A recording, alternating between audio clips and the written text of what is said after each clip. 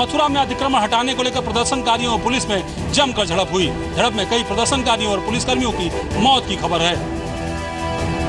घटना जवाहर बाग इलाके की है, जहां पुलिस अतिक्रमण हटाने के लिए पहुंची थी, लेकिन इसी दौरान लोगों ने पुलिस पर फायरिंग शुरू कर दी। पुलिस और प्रदर्शनकारियों के बीच हुए हिंसक टकराव में 4 पुलिसकर्मियों समेत 11 से 12 लोगों की मौत हो गई है। हिंसा में SHO संतोष कुमार की भी मौत हो गई, जबकि SP मुकुल द्विवेदी गोली लगने से घायल हो गए हैं। पुलिस ने 25 से 30 उपद्रवियों को भी पकड़ा है।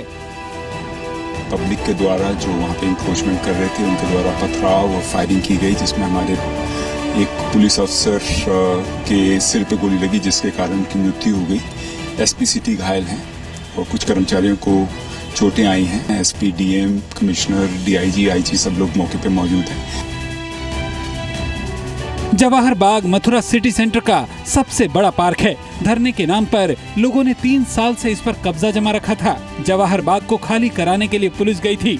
खबरों के मुताबिक अतिक्रमणकारियों ने पुलिस पर फायरिंग की। मथुरा में हालात को देखते हुए भारी संख्या में पुलिस बल की तैनाती कर दी गई है और हालात पर नियंत्रण के लिए एहतियात बरता जा रहा है। कश्मीर पर पाकिस्तान के इंटरनेशनल सेमिनार कराने पर नाराजगी जताते हुए भारत ने कहा है कि पाकिस्तान बेवजह ही कश्मीर को अंतर्राष्ट्रीय मुद्दा बना रहा है।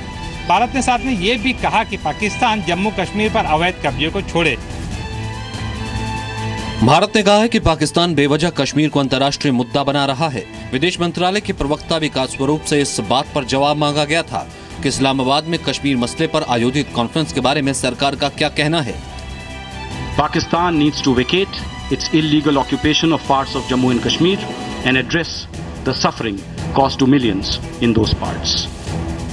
विदेश मंत्रालय ने पाकिस्तान के राष्ट्रपति ममनून हुसैन के इस आरोप को भी गलत बताया है कि भारत बातचीत नहीं करना चाहता है। The main cause for the lack of peace and continued instability in our region is externally sponsored terrorism and Pakistan's repeated interference in the internal affairs of India.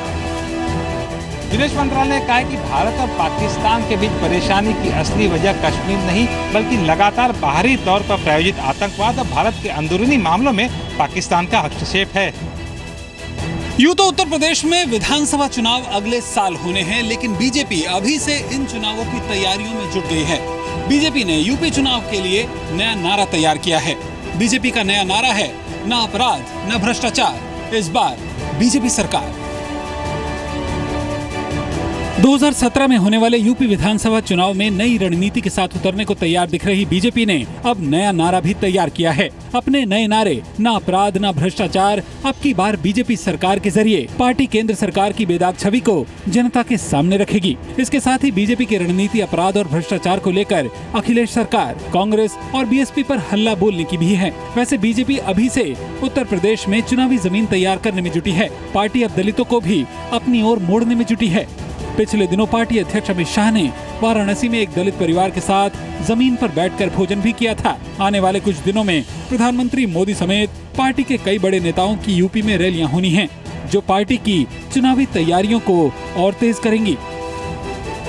प्रधानमंत्री नरेंद्र मोदी और बीजेपी अध्यक्ष अमित शाह बखूबी जानते हैं कि 2019 लोकसभा का रास्ता यूपी विधानसभा से होकर गुजरता है। ऐसे में पूरे बीजेपी का ध्यान अभी से यूपी पर टिक चुका है। मुंबई के पॉश इलाके कोलाबा में रीगल सिनेमा के पास आज एक 100 साल पुरानी इमारत में भीषण आग लग गई। लपटों में घिरी इस मेट्रो प्लाजा की बिल्डिंग की आग को बुझाने में फायर ब्रिगेड, कोस्ट गार्ड और नेवी की टीम जुटी नजर आई। कोलाबा की मेट्रो प्लाजा बिल्डिंग में आग शाम करीब 4 बजे लगी। आग पहले बिल्डिंग की ऊपरी मंजिल में लगी और फिर धीरे धीरे फैल गई। देखते ही देखते आग की भयानक लपटें निकलने लगी और आसमान में धुएं का गुबार छा गया। फायर ब्रिगेड की गाड़ियां आग पर काबू पाने के लिए तुरंत पहुंची। इसके अलावा नौसेना और कोस्ट गार्ड की टीमें भी मदद के लिए पहुंची। फायर ब्रिगेड ने 2 लोगों की जान को बचाने में कामयाबी भी हासिल की। हम लोगों ने काफी हद तक कंटेन किया है, बाजू की बिल्डिंग में उसको पसंद नहीं दिया है। राहत की बात यह है कि इस आग की वजह से किसी के हताहत होने की खबर नहीं है। घोटाले और विवादों में घिरे महाराष्ट्र के राजस्व मंत्री एकनाथ खड़से ने इस्तीफा देने से इनकार किया है। हालांकि उन्हें हटाए जाने को लेकर सुगबुगाहट तेज हो गई है। महाराष्ट्र के राजस्व मंत्री एकनाथ खड़से को कुर्सी छोड़नी पड़ सकती है। 2 महीने में राजस्व मंत्री एकनाथ खड़से पर रिश्वत लेने, अंडरवर्ल्ड डॉन दाऊद इब्राहिम से बातचीत के अलावा इंडस्ट्रियल जमीन को गैर वाजिब तरीके से खरीदने का आरोप लगा है। खड़से मामले में बीजेपी अध्यक्ष अमित शाह ने रिपोर्ट मांगी है। जो मसले सामने आए हैं उसकी फैक्चुअल रिपोर्ट माननीय अध्यक्ष जी को मैंने दी है। आगे की उचित कार्रवाई है वो पार्टी के द्वारा निर्देशित की जाएगी।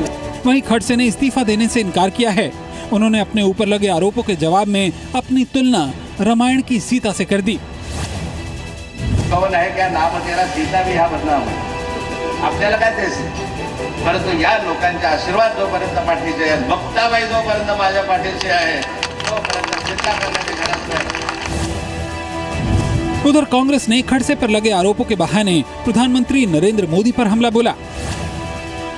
मोदी जी कहते हैं मैं खाऊंगा ना खाने दूंगा, अगर खाऊंगा ना खाने दूंगा तो एकनाथ खड़से पर कार्रवाई क्यों नहीं करते। बीजेपी नेता सत्यपाल सिंह ने कहा कि एकनाथ खड़से पर मुसीबत के बादल घिर आए हैं, ऐसे में उन्हें सोच समझकर निर्णय लेना चाहिए। मुझे लगता है वो अपने अंदर झांक करके उन्हें निर्णय लेना चाहिए। अपने ऊपर लगे आरोपों के बीच एकनाथ खड़से पार्टी पर दबाव बनाने के लिए शक्ति प्रदर्शन भी कर चुके हैं। जलगांव के 15 पार्षदों ने इनके समर्थन में इस्तीफा देने की पेशकश भी की थी।